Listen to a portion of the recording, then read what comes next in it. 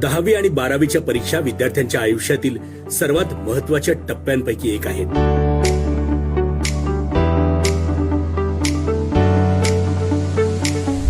त्यामुळे या परीक्षा प्रामाणिकपणे आणि कष्टाने दिल्या पाहिजेत.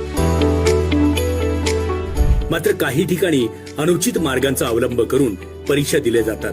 त्यामुळे शिक्षण व्यवस्थेवर प्रश्नचिन्ह निर्माण होते. कॉपी प्रकरणामुळे संबंधित विद्यार्थ्यांचेच नव्हे तर संपूर्ण जिल्ह्याच्या प्रतिष्ठेवर परिणाम होतो. म्हणूनच परीक्षा संपूर्णपणे स्वच्छ, पारदर्शक आणि गैरप्रकार न होता पार पडणे अत्यावश्यक आहे. हीच गोष्ट लक्षात घेऊन यवतमाळ पोलीस विभागाचे पोलीस अधीक्षक माननीय कुमार चिंता यांच्या नेतृत्वात कॉपीमुक्त अभियान हाती घेतले आहे. 12वीच्या परीक्षा या 11 फेब्रुवारी ते 18 मार्च तर 10वीच्या परीक्षा 21 फेब्रुवारी ते 17 मार्च या दरम्यान असणार आहेत. या दोन्ही परीक्षांसाठी हा उपक्रम राबवण्यात येणार आहे.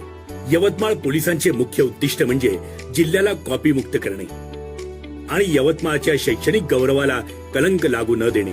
परीक्षांच्या काळात कठोर गस्त, सतत निरीक्षण आणि सायबर मॉनिटरिंगद्वारे कॉपी प्रकरणांवर नियंत्रण ठेवले जाईल.